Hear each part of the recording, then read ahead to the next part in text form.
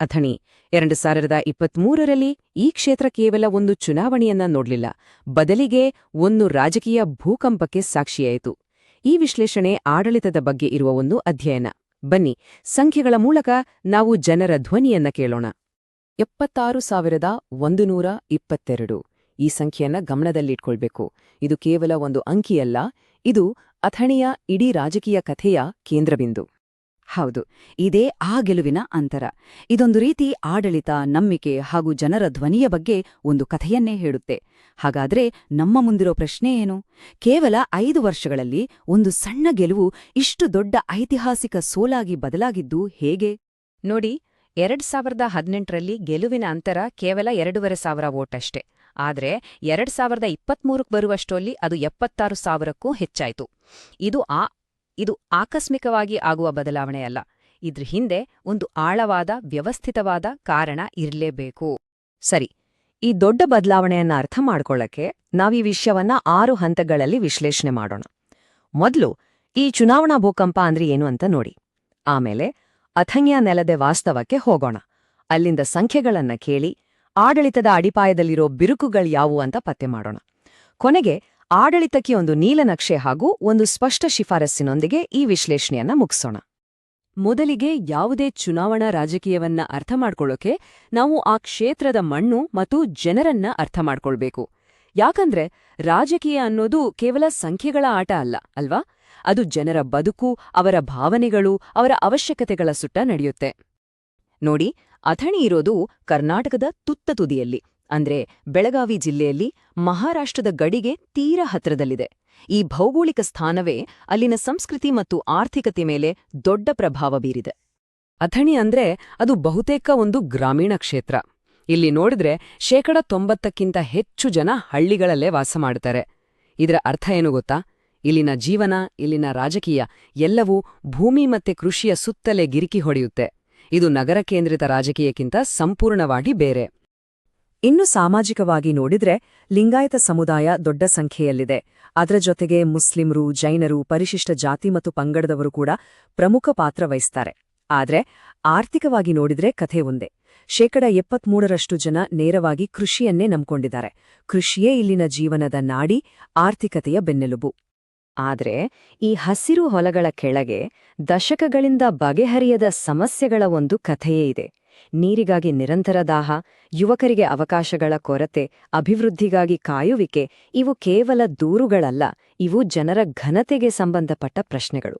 ಪ್ರತಿಯೊಬ್ಬ ನಾಗರಿಕನ ಮಾತನ್ನು ಆಲಿಸುವುದು, ಅವರ ಅಭಿಪ್ರಾಯಕ್ಕೆ ಗೌರವ ಕೊಡುವುದು ಮತ್ತೆ ಜವಾಬ್ದಾರಿಯುತವಾಗಿ ಸಾರ್ವಜನಿಕ ಸಂವಾದ ನಡೆಸುವುದು ನಮ್ಮ ಸಂವಿಧಾನದ ಮೂಲ ಮೌಲ್ಯಗಳಲ್ಲಿ ಒಂದು. ನಮ್ಮ ಈ ವಿಶ್ಲೇಷಣೆ ಕೂಡ ಅದೇ ದೃಷ್ಟಿಕೋನದಿಂದ ಕೂಡಿದೆ. ಸರಿ, ಕ್ಷೇತ್ರದ ಹಿನ್ನೆಲೆ ಅರ್ಥವಾಯ್ತು. ಈಗ ನೇರವಾಗಿ ಚುನಾವಣಾ ಫಲಾಂಶದ ಅಂಕಿಅಂಶಗಳ ಕಡೆಗೆ ಹೋಗೋಣ. ಸಂಖ್ಯೆಗಳು ಸುಳ್ಳು ಹೇಳಲ್ಲ ಅಲ್ವಾ? ನೋಡೋಣ ಅವು ನಮ್ಗೆ ಏನು ಸತ್ಯವನ್ನ ಹೇಳ್ತವೆ ಅಂತ. 2018ರ ಫಲಿತಾಂಶವನ್ನೊಮ್ಮೆ ನೋಡಿ. ಇದು ತುಂಬಾನೇ ಕ್ಲೋಸ್ ಫೈಟ್ ಆಗಿತ್ತು. ಕಾಂಗ್ರೆಸ್ ಅಭ್ಯರ್ಥಿಯಾಗಿದ್ದ ಮಹೇಶ್ ಕುಮಟಳ್ಳಿ ಗೆದ್ದಿದ್ದು ಕೇವಲ 2,331 ವೋಟುಗಳ ಅಂತರದಿಂದ. ಅಂದ್ರೆ ಆ ಸಮಯದಲ್ಲಿ ಎರಡೂ ಪಕ್ಷಗಳಿಗೂ ಹೆಚ್ಚು ಕಡಿಮೆ ಸಮಾನವಾದ ಜನಬೆಂಬಲ ಇತ್ತು ಅಂತ ಅರ್ಥ. ಈಗ 2023ರ ಫಲಿತಾಂಶ ನೋಡಿ. ಇಡೀ ಚಿತ್ರಣವೇ ತಲೆಕೆಳಗಾಗಿದೆ. ಈಗ ಕಾಂಗ್ರೆಸ್ ಪಕ್ಷದಿಂದ ಸ್ಪರ್ಧಿಸಿದ್ದ ಲಕ್ಷ್ಮಣ ಸವದಿಯವರಿಗೆ ಸಿಕ್ಕಿದ್ದು ಬರೋಬ್ಬರಿ 1,61,404 ಮತಗಳು. ಗೆಲುವಿನ ಅಂತರ 76,122. ಇದು ಕೇವಲ ಒಂದು ಗೆಲುವಲ್ಲ, ಇದೊಂದು ಸ್ಪಷ್ಟ ನಿರ್ಣಾಯಕ ತೀರ್ಪು. ಈ ಬದಲಾವಣೆಯನ್ನ ಮತ ಹಂಚಿಕೆಯಲ್ಲಿ ನೋಡಿದ್ರೆ ಇನ್ನಷ್ಟು ಸ್ಪಷ್ಟವಾಗುತ್ತೆ. ನೋಡಿ, ಕಾಂಗ್ರೆಸ್ನ ವೋಟ್ ಶೇರ್ ಸುಮಾರು 20% ಹೆಚ್ಚಾಗಿದೆ. ಅದೇ ಸಮಯದಲ್ಲಿ ಬಿಜೆಪಿಯ ವೋಟ್ ಶೇರ್ 18% ಕುಸಿದಿದೆ. ಇದು ಸಣ್ಣಪುಟ್ಟ ಬದಲಾವಣೆಯಲ್ಲ, ಇದೊಂದು ರಾಜಕೀಯ ಸುನಾಮಿ ಇದ್ದಂತೆ. ನಾವು ಮಾತಾಡ್ತಿದ್ದ ಭೂಕಂಪ ಇದೆ. ಹಾಗಾದ್ರೆ ನಮ್ಮ ಮುಂದಿರೋ ಮೂಲಭೂತ ಪ್ರಶ್ನೆ ಇದೆ: ಒಂದು ಸಣ್ಣ ಗೆಲುವು 5 ವರ್ಷಗಳಲ್ಲಿ ಇಷ್ಟು ದೊಡ್ಡ ಐತಿಹಾಸಿಕ ಸೋಲಾಗಿ ಹೇಗೆ ಬದಲಾಯಿತು? ಇದು ಕೇವಲ ಒಬ್ಬ ಅಭ್ಯರ್ಥಿಯ ಸೋಲಲ್ಲ, ಇದು ಒಂದು ವ್ಯವಸ್ಥೆಯ ವೈಫಲ್ಯವನ್ನ ಸೂಚಿಸುತ್ತೆ. ಸರಿ, ಈ ಸೋಲಿನ ಹಿಂದಿನ ಮೂಲ ಕಾರಣಗಳನ್ನ ಈಗ ಹುಡುಕೋಣ. ಒಂದು ದೊಡ್ಡ ಕಟ್ಟಡ ಕುಸಿಯೋಕ್ ಮುಂಚೆ ಅದರ ಅಡಿಪಾಯದಲ್ಲಿ ಬಿರುಕುಗಳು ಕಾಣಿಸ್ಕೊಡ್ತವಲ್ಲ, ಹಾಗೆಯೇ ಇಲ್ಲಿ ಆಡಳಿತದ ಅಡಿಪಾಯದಲ್ಲಿ ಕಾಣಿಸ್ಕೊಂಡ ಆ 3 ಮುಖ್ಯ ಬಿರುಕುಗಳು ಯಾವುವು ಅಂತ ನೋಡೋಣ. ಮೊದಲನೇ ಕಾರಣ ವೆಲ್ಫೇರ್ ಫಟೀಗ್ ಅಂತ ಕರೀಬೋದು. ಅಂದ್ರೆ ಕಲ್ಯಾಣ ಯೋಜನೆಗಳ ಮೇಲಿನ ಆಯಾಸ. ನೋಡಿ, ಸಣ್ಣಪುಟ್ಟ ಕೊಡುಗೆಗಳು, ತಾತ್ಕಾಲಿಕ ಯೋಜನೆಗಳು ಜನರಿಗೆ ಸ್ವಲ್ಪ ಸಮಾಧಾನ ಕೊಡ್ಬೋದು. ಆದ್ರೆ ದಶಕಗಳಿಂದ ಕುಡಿಯೋಕೆ ನೀರಿಲ್ಲ, ಓಡಾಡೋಕೆ ಸರಿಯಾದ ರಸ್ತೆ ಇಲ್ಲ, ಮಕ್ಕಳಿಗೆ ಒಳ್ಳೆ ಶಾಲೆ ಇಲ್ಲ ಅಂದಾಗ ಜನರಿಗೆ ಈ ಭರವಸೆಗಳ ಮೇಲೆ ಬೇಸರ ಬರುತ್ತೆ. ಅವರಿಗೆ ಬೇಕಾಗಿರೋದು ಶಾಶ್ವತ ಅಭಿವೃದ್ಧಿ, ಕೇವಲ ತಾತ್ಕಾಲಿಕ ಪರಿಹಾರಗಳಲ್ಲ. ಎರಡನೇ ಕಾರಣ ಅಭಿವೃದ್ಧಿಯಲ್ಲಿನ ಅಂತರ. ಈ ವರದಿಯ ಪ್ರಕಾರ ಅಥಣಿಯ 24 ಹಳ್ಳಿಗಳಿಗೆ ದಶಕಗಳಿಂದ ಕುಡಿಯೋ ನೀರಿನದ್ದೇ ದೊಡ್ಡ ಸಮಸ್ಯೆ. ಸರಿಯಾದ ರಸ್ತೆಗಳಿಲ್ಲದೆ ರೈತರು ತಾವು ಬೆಳೆದ ಬೆಳೆಯನ್ನು ಮಾರುಕಟ್ಟೆಗೆ ತಗೊಂಡು ಹೋಗೋಕೆ ಪರದಾಡ್ತಾರೆ. ಈ ಮೂಲಭೂತ ಸೌಕರ್ಯಗಳ ಕೊರತೆ ಜನರ ದಿನನಿತ್ಯದ ಜೀವನದ ಮೇಲೆ ನೇರ ಪರಿಣಾಮ ಬೀರುತ್ತೆ. ಇದು ಸಹಜವಾಗೇ ಆಡಳಿತದ ಮೇಲೆ ತೀವ್ರ ಕೋಪಕ್ಕೆ ಕಾರಣವಾಯಿತು. ಮೂರನೇ ಮತ್ತು ಅಷ್ಟೇ ಗಂಭೀರವಾದ ಕಾರಣ ಉದ್ಯೋಗದ ಬಿಕ್ಕಟ್ಟು. ಕ್ಷೇತ್ರದ 73% ಜನ ಕೃಷಿಯನ್ನೇ ನಂಬ್ಕೊಂಡಿದ್ದಾರೆ. ಕೃಷಿ ಬಿಟ್ಟು ಬೇರೆ ಉದ್ಯೋಗಾವಕಾಶಗಳು ಇಲ್ಲವೇ ಇಲ್ಲ ಅನ್ನೋ ಪರಿಸ್ಥಿತಿ. ಹಾಗಾಗಿ ಯುವಕರು ಕೆಲಸ ಹುಡುಕೊಂಡು ನಗರಗಳಿಗೆ ವಲಸೆ ಹೋಗ್ತಿದ್ದಾರೆ. ತಮ್ಮ ಹುಟ್ಟೂರಿನಲ್ಲೇ ತಮಗೆ ಭವಿಷ್ಯ ಇಲ್ಲ ಅಂತ ಅನಿಸ್ದಾಗ ಅವರು ತಮ್ಮ ಮತದ ಮೂಲಕ ಆಡಳಿತದ ಮೇಲೆ ಅವಿಶ್ವಾಸ ವ್ಯಕ್ತಪಡಿಸ್ತಾರೆ. ಇದು ಸಹಜ. ಇಲ್ಲಿಯವರೆಗೆ ನಾವು ಸಮಸ್ಯೆಯನ್ನ ರೋಗದ ಹಾಗೆ ಪತ್ತೆ ಹಚ್ಚಿದ್ದೇವೆ. ಈಗ ಈ ವರದಿಯ ಆಧಾರದ ಮೇಲೆ ಅದಕ್ಕೆ ಪರಿಹಾರವನ್ನ, ಅಂದ್ರೆ ಒಂದು ಔಷಧಿಯನ್ನ ನೋಡೋಣ. ಬರೀ ವಿಮರ್ಶೆ ಮಾಡಿದ್ರೆ ಸಾಲದು, ಮುಂದೆ ದಾರಿಯೇನು ಅಂತನೂ ತೋರ್ಸ್ಬೇಕಲ್ವಾ? ಪರಿಹಾರ ಇರೋದು ಸ್ಪಷ್ಟವಾದ, ಅಳತೆ ಮಾಡಬಹುದಾದಂಥ ಹೂಡಿಕೆಗಳಲ್ಲಿ. ಉದಾಹರಣೆಗೆ ನೋಡಿ, 50-70 ಕೋಟಿ ರೂಪಾಯಿ ವೆಚ್ಚದಲ್ಲಿ ಒಂದು ತಾಯಿ ಮತ್ತು ಮಕ್ಕಳ ಆಸ್ಪತ್ರೆ ಕಟ್ಟಿದ್ರೆ ಅದು ಆರೋಗ್ಯವನ್ನಷ್ಟೇ ಸುಧಾರಿಸಲ್ಲ, ಜೊತೆಗೆ 100 ಸ್ಥಳೀಯರಿಗೆ ಉದ್ಯೋಗವನ್ನು ಕೊಡುತ್ತೆ. 80 ಕೋಟಿ ರೂಪಾಯಿ ಕುಡಿಯುವ ನೀರಿನ ಯೋಜನೆ ಸುಮಾರು 2 ಲಕ್ಷ ಜನರಿಗೆ ಸುರಕ್ಷಿತ ನೀರನ್ನ ಒದಗಿಸುತ್ತೆ. ಇದನ್ನೇ ನಾವು ಗವರ್ನೆನ್ಸ್ ರಿಟರ್ನ್ ಆನ್ ಇನ್ವೆಸ್ಟ್ಮೆಂಟ್ ಅಂತ ಕರೆಯೋದು. ಅಂದ್ರೆ ಜನರ ಜೀವನವನ್ನ ಸುಧಾರಿಸೋ ನಿಜವಾದ ಪ್ರತಿಫಲ ಕೊಡುವ ಹೂಡಿಕೆಗಳು. ಹಾಗಾದ್ರೆ ಮುಂದಿನ ದಾರಿ ಏನು? ಬೇರೆ ಕ್ಷೇತ್ರಗಳಲ್ಲಿ ಯಶಸ್ವಿಯಾಗಿರೋ ಕೆಲವು ಮಾದರಿಗಳಿಂದ ಪಾಠ ಕಲಿಯುತ್ತಾ ಒಂದು ಸ್ಪಷ್ಟವಾದ ಕಾರ್ಯತಂತ್ರವನ್ನ ರೂಪಿಸಬಹುದು.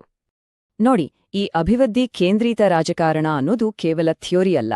ಚಿಕ್ಕೋಡಿಯಲ್ಲಿ ಕೋರ್ ವೋಟರ್ಸ್ ಜೊತೆ ಒಬಿಸಿ ಸಮುದಾಯವನ್ನ ಒಗ್ಗೂಡಿಸಿದ್ದು, ಬೈಲ್ಹೊಂಗ್ಲದಲ್ಲಿ ಬೂತ್ ಮಟ್ಟದಲ್ಲಿ ಮನೆ ಮನೆಗೆ ತಲುಪಿದ್ದು, ಹಿರೇಕೆರೂರಿನಲ್ಲಿ ಅಭಿವೃದ್ಧಿಯನ್ನೇ ಮುಖ್ಯ ಅಜೆಂಡಾ ಮಾಡಿದ್ದು, ಇವೆಲ್ಲವೂ ಯಶಸ್ವಿ ಪ್ರಯೋಗಗಳು. ಆದ್ರೆ ಒಂದು ವಿಷಯವನ್ನ ನಾವು ನೆನ್ಪಿಡ್ಬೇಕು. ಇವತ್ತಿನ ಡಿಜಿಟಲ್ ಜಗತ್ತಿನಲ್ಲಿ ಜನರನ್ನ ಸಂಪರ್ಕಿಸುವಾಗ ಅವರ ವೈಯಕ್ತಿಕ ಡೇಟಾ ಮತ್ತು ಅವರ ಖಾಸಗಿತನವನ್ನ ಗೌರವಿಸುವುದು ಅತ್ಯಂತ ಮುಖ್ಯ. ಭಾರತದ ಹೊಸ ಡೇಟಾ ಸಂರಕ್ಷಣಾ ಕಾಯ್ದೆ ಕೂಡ ಜನರ ಒಪ್ಪಿಗೆ ಇಲ್ಲದೆ ಅವರ ಮಾಹಿತಿಯನ್ನ ಬಳಸಬಾರ್ದು ಅಂತ ಸ್ಪಷ್ಟವಾಗಿ ಹೇಳುತ್ತೆ. ಈ ಜವಾಬ್ದಾರಿಯನ್ನ ಎಲ್ಲರೂ ಅರಿಬೇಕು. ಹಾಗಾದ್ರೆ ಮುಂದಿನ ಹೆಜ್ಜೆಗಳೇನು? 3 ಸ್ಪಷ್ಟವಾದ ಶಿಫಾರಸುಗಳಿವೆ. 1. ಜನರಿಗೆ ಹತ್ತಿರವಿರುವ ಸ್ಥಳೀಯ ಮತ್ತು ಕಳಂಕರಹಿತ ಹೊಸ ನಾಯಕತ್ವವನ್ನ ಮುಂದೆ ತರಬೇಕು. 2. ಕೇವಲ ಒಂದೇ ಸಮುದಾಯವನ್ನ ನಂಬಿಕೊಳ್ಳದೆ ಸಮಾಜದ ಎಲ್ಲಾ ವರ್ಗಗಳನ್ನ ಒಳಗೊಂಡ ಒಂದು ವಿಶಾಲ ಮೈತ್ರಿಯನ್ನ ಕಟ್ಟಬೇಕು. ಮತ್ತು 3. ಇದು ಬಹಳ ಮುಖ್ಯ, ಇಡೀ ಪ್ರಚಾರವನ್ನ ನೀರು, ಉದ್ಯೋಗ ಮತ್ತು ಅಭಿವೃದ್ಧಿ ಅನ್ನೋ 3 ವಿಷಯಗಳ ಮೇಲೆ ಮಾತ್ರ ಕೇಂದ್ರೀಕರಿಸಬೇಕು. ಕೊನೆದಾಗಿ ಈ ಇಡೀ ವಿಶ್ಲೇಷಣೆಯ ಸಾರಾಂಶ ಇಷ್ಟೇ: 2023ರ ಅಥಣಿಯ ಫಲಿತಾಂಶ ಅದೊಂದು ಎಚ್ಚರಿಕೆಯ ಗಂಟೆ ಅಲ್ಲ, ಅದೊಂದು ಸ್ಪಷ್ಟ ತೀರ್ಪು. ಜನರು ಮೂಲಭೂತ ಸೌಕರ್ಯಗಳನ್ನ ಕೇಳ್ತಿದ್ದಾರೆ, ಯುವಕರು ಅವಕಾಶಗಳನ್ನ ಕೇಳ್ತಿದ್ದಾರೆ. ತಮ್ಮನ್ನ ತಿದ್ದುಕೊಳ್ಳದ, ಜನರ ಧ್ವನಿಯನ್ನ ಕೇಳಿಸಿಕೊಳ್ಳದ ಯಾವುದೇ ವ್ಯವಸ್ಥೆಯನ್ನ ತಿರಸ್ಕರಿಸಲು ಅವರು ಸಿದ್ಧರಿದ್ದಾರೆ ಅನ್ನೋದೇ ಅಥಣಿಯ ಮತದಾರರು ಇಡೀ ದೇಶದ ರಾಜಕೀಯ ವ್ಯವಸ್ಥೆಗೆ ಕೊಟ್ಟಿರುವ ಪಾಠ. If you want to become a people-centric leader and uplift your constituency, get in touch with blueprintstrategies.ai at mgr@blueprintstrategies.ai or call 080-4204-1602. Purpose Beyond Politics.